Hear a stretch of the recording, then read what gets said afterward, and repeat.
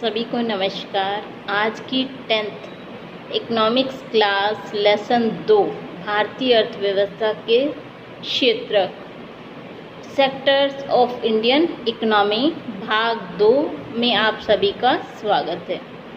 तो चलिए पहले हम देख लेते हैं कि कल पहले भाग में हमने क्या क्या देखा था।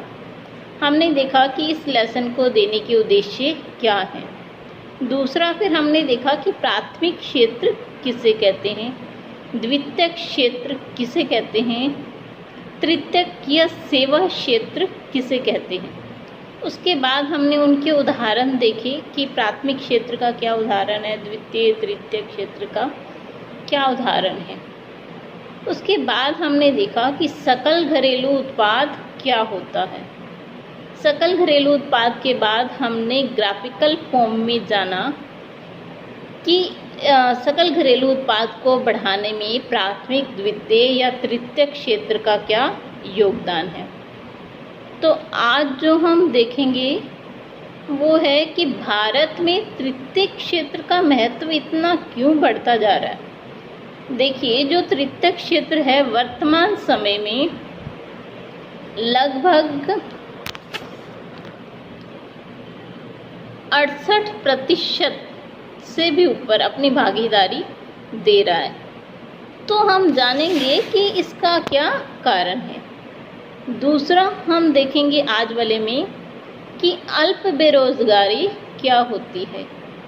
उसके अलावा राष्ट्रीय ग्रामीण रोजगार गारंटी अधिनियम क्या है, इसे कब लागू किया गया, इसके अंतर्गत क्या काम करवाए जाते हैं।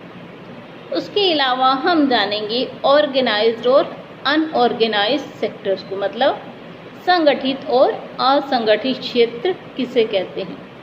उसके अलावा हम जानेंगे पब्लिक एंड प्राइवेट सेक्टर्स के बारे में और उन दोनों में डिफरेंस। हम ऑर्गेनाइज्ड और अनऑर्गेनाइज्ड सेक्टर्स में भी डिफरेंस को जानेंगे। इसके अलावा हम गवर्नमेंट और प्राइवेट सेक्टर में क्या डिफरेंस है उसके बारे में भी जानेंगे। तो जो कल का तीसरा भाग होगा हम उसमें मेन पॉइंट्स को रिवाइज करेंगे और इम्पॉर्टेंट प्रश्न बनाकर कल लेसन को ख़त्म कर देंगे। तो आइए शुरू करते हैं अपना आज का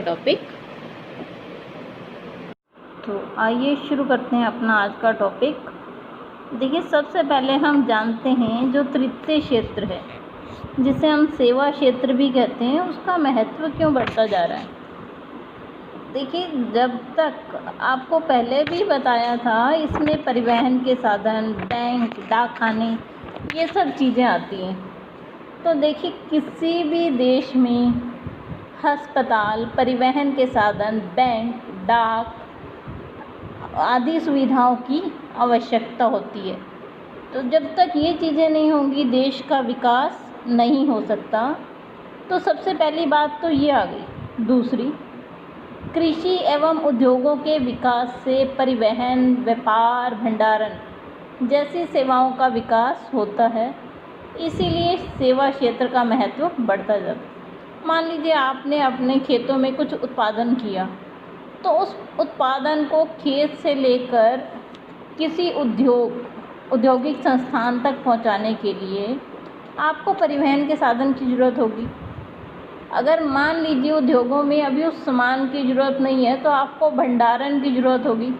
बड़े बड़े जो कोल्ड स्टोर हैं, स्टोरेज हाउसेस खुले हुए हैं, वहाँ पर अपनी चीज़ को रखना पड़ेगा ताकि जो आपका कृषि से उत्पन्न हुआ उत्पाद है वो सुरक्षित रहे। तो देखिए, इन सब चीज़ों से सेवा क्षेत्र की मांग बढ़ रही है। तीसरा कारण क्या है। देखिए, जैसे जैसे हम लोगों की आय बढ़ रही है तो हम क्या कहते हैं कि चलो आज छुट्टी है, बाहर होटल में खाना खा के आते हैं, चलो कहीं घूमने चलते हैं, आज शॉपिंग करने चलते हैं। या हम सुविधाएं भी अच्छी मांग करते हैं, जैसे प्राइवेट हॉस्पिटल में मान लीजिए हमें कोई दिक्कत है तो वहाँ दिखाएं। हमारे बच्चे प्राइवेट स्कूलों में पढ़ें, ऐसी मांग हम करनी शुरू कर देते हैं। तो इस सब की वजह से सेवा क्षेत्र का महत्व क्या है, बढ़ जाता है। सूचना और संचार प्रौद्योगिकी पर आधारित कुछ नवीन सेवाएं महत्वपूर्ण एवं अपरिहार्य हो गई हैं। जैसे कि आप ऑनलाइन पैसे ट्रांसफ़र करते हैं, कितनी ऐप्स हैं, तो इन सब में भी आपको क्या चाहिए, सेवा क्षेत्र। जैसे आप पेटीएम है, गूगल पे है, किसी भी चीज़ का इस्तेमाल करते हैं, ये सब क्या है, सर्विस प्रोवाइडर ही तो है, सेवाएं दे रहे हैं आपको। तो इन सब के कारण तृतीय क्षेत्र का महत्व बढ़ गया है। तो चलिए अब हम जानते हैं अल्प बेरोज़गारी या छिपी हुई बेरोज़गारी किसे कहते हैं।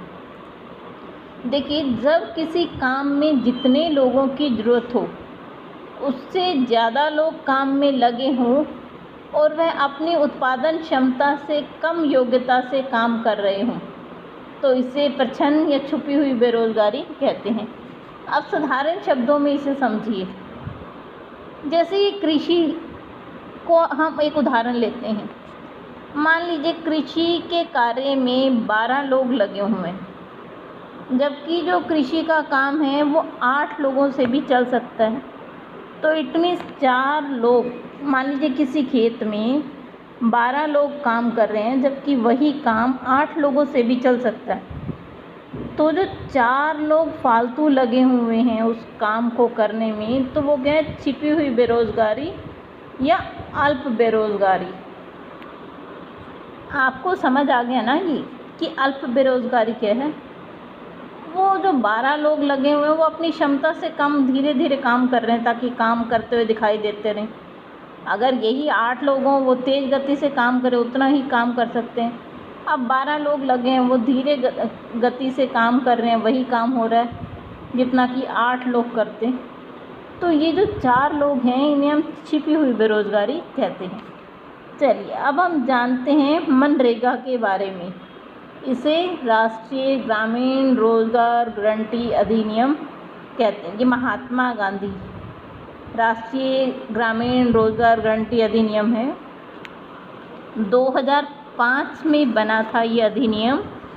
तो देखिए, जो इस योजना की शुरुआत है वो इसलिए की गई कि जो लोग काम करने में सक्षम हैं और जिन्हें काम करने की ज़रूरत हो, सरकार द्वारा ग्रामीण क्षेत्रों में 1 साल में उन्हें 100 दिन रोज़गार की गारंटी दी जाएगी। यदि सरकार उन्हें रोज़गार नहीं दे पाती तो उसकी जगह पर उन्हें क्या देगी, बेरोज़गारी भत्ता देगी। और किस तरह के काम किए जाएंगे? ऐसे काम किए जाएंगे जिससे भूमि की उत्पादन क्षमता बढ़े। तो जो आपको मेन चीज़ याद रखनी है, ये योजना 2 फरवरी 2006 से लागू की गई है। इसके अंतर्गत जो लोग काम करने में सक्षम हैं 100 दिन उन्हें रोज़गार दिया जाता है। मान लीजिए किसी वजह से रोज़गार नहीं दिया गया तो उन्हें बेरोज़गारी भत्ता दिया जाता है। चलिए अब जो हम अपना अगला टॉपिक शुरू करने जा रहे हैं वो है organised and unorganised sector. Organised क्या होता है? देखिए, संगठित क्षेत्र। एक उदाहरण से समझ रहे हैं हम इसे। ये कांता है जो कि एक ऑफिस में काम कर रही है। वो सुबह 9:30 बजे आती है और 5:30 बजे तक काम करती है और मंथ के लास्ट में उसे अपनी सैलरी मिल जाती है। वेतन के अतिरिक्त उसे भविष्य निधि भी प्राप्त होती है। उससे चिकित्सा भत्ता और अन्य भत्ते भी मिलते हैं। संडे को वह काम पर नहीं जाती, उस दिन उसे विद पे सैलरी मिलती है। उसने जब नौकरी आरंभ की थी तो उसे एक नियुक्ति पत्र दिया गया था जिसमें नौकरी से संबंधित नियम और शर्तें का उल्लेख किया गया था। यह है ऑर्गेनाइज्ड सेक्टर। अब हम एक एग्जांपल अनऑर्गेनाइज्ड का देखते हैं, फिर इन दोनों में डिफरेंस देखेंगे और डिस्कस करते हैं। देखिए, अनऑर्गेनाइज्ड सेक्टर क्या है। ये एक और उदाहरण आपको दिया हुआ है। कमल जो कि कांता का पड़ोसी है, एक किराने की दुकान में काम करता है। दैनिक मजदूरी करने वाला श्रमिक है। वो सुबह 7:30 बजे दुकान पर जाता है और रात 8 बजे तक काम करता है। उसे अपने मजदूरी के अतिरिक्त कोई भत्ता नहीं मिलता। जिस दिन वह काम पर नहीं जाता उस दिन उसकी मजदूरी नहीं मिलती। उसे कोई छुट्टी या सवेतन अवकाश नहीं मिलता। उसे कोई औपचारिक पत्र भी नहीं मिला कि उसकी नियुक्ति की गई है। उसका मालिक उसे किसी भी समय काम से हटा सकता है। ये आपने दो उदाहरण देखे, एक तो ऑर्गेनाइज का देखा, ये लेडी जो कि काम कर रही है। देखिए इसमें क्या है कि उसमें जो समय है निश्चित है, सैलरी निश्चित है, सैलरी के अतिरिक्त भत्ते दिए जा रहे हैं और उसके अतिरिक्त उसे एक अपॉइंटमेंट लेटर दी गई है जिसमें नियम और शर्तें हैं। और प्राइवेट सेक्टर में ऐसा कुछ भी नहीं है। तो चलिए अब हम इनकी विशेषताएं जानते हैं। देखिए सबसे पहली विशेषता क्या है, संगठित क्षेत्र की जान रहे हैं कि इसमें उद्यम या कार्य स्थान है जहां रोजगार की अवधि नियमित है और लोगों के पास सुनिश्चित काम होता है। यह क्षेत्र सरकार द्वारा पंजीकृत होते हैं। इन्हें सरकारी नियमों और विनियमों का पालन करना होता है। जबकि जो असंगठित क्षेत्र हैं ये वे स्थान हैं जो छोटे छोटे और बिखरे हुए होते हैं, जैसे करियाने की दुकान हो गई, दूध की दुकान हो गई और छोटी दुकान जो अपने आसपास आप देखते हैं, प्रेस वाले की दुकान हो गई, इस तरह के अन्य। तो इन लोगों के पास कोई सुनिश्चित काम नहीं होता और ये जो क्षेत्र हैं वो सरकार द्वारा पंजीकृत नहीं होते। ये तो इनकी विशेषताएं हो गई। अब देखिए इन दोनों में अंतर अगर आपको आ जाता है पेपर में, संगठित और असंगठित क्षेत्र में अंतर बताइए। तो सबसे पहला पॉइंट है रोजगार सुरक्षा। संगठित क्षेत्र में आप लिखेंगे कि इसमें रोजगार की सुरक्षा होती है और असंगठित में इसमें रोजगार की सुरक्षा नहीं होती। निश्चित नियम, संगठित क्षेत्र में निश्चित नियम होते हैं, असंगठित में नहीं होते। अगला आप लिखेंगे सुविधाएं और सवेतन छुट्टी संगठित क्षेत्र में होती है और उसमें नहीं होती। मतलब अगर कोई संडे या कोई गस्टेड छुट्टी आई तो आपको उसका भी वेतन मिलता है, लेकिन प्राइवेट क्षेत्र असंगठित क्षेत्र में ऐसा नहीं है। चलिए जो अब हमारा अगला टॉपिक शुरू हो रहा है वो है पब्लिक सेक्टर और प्राइवेट सेक्टर।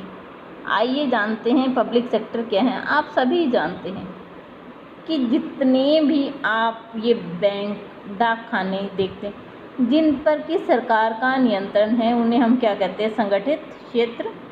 और जो प्राइवेट हाथों में जैसे टाटा, रिलायंस, उन्हें हम क्या कहते हैं, निजी क्षेत्र। तो देखिए क्या कह रहे हैं, आर्थिक गतिविधियों को क्षेत्रकों में वर्गीकृत करने पर का एक नया तरीका हो सकता है कि संपत्ति का स्वामी और सेवाओं की उपलब्धता के लिए जिम्मेदार व्यक्ति कौन है। सार्वजनिक क्षेत्र में तो सरकार का स्वामित्व होता है और निजी क्षेत्र में एकल व्यक्ति या कंपनी का। सार्वजनिक क्षेत्र का आपको उदाहरण दिया रेलवे, डाकघर, और निजी क्षेत्र का आपको दिया टाटा आयरन या रिलायंस इंडस्ट्रीज़। तो चलिए अगली स्लाइड पे चलते हैं, हम इन दोनों में अंतर देख लेते हैं। देखिए सबसे पहला अंतर क्या है आप इसमें कि इस पर सरकार का नियंत्रण होता है और दूसरे पर नहीं होता। उद्देश्य क्या है, जो सार्वजनिक क्षेत्र है इसका उद्देश्य जन कल्याण, मतलब लोगों को सुविधाएं पहुंचाना, लोगों की सेवा करना। लेकिन जो निजी क्षेत्र है उनका उद्देश्य क्या है, सिर्फ लाभ कमाना। इसके उदाहरण क्या है, रेलवे, डाकघर और उसके रिलायंस और टाटा स्टील। चलिए आज के लिए बस इतना ही। आपसे कल फिर से हम मिलेंगे अगले टॉपिक के अगला टॉपिक बस इसी कल ख़त्म ही हो जाएगा लेसन। चलिए धन्यवाद आप सभी का।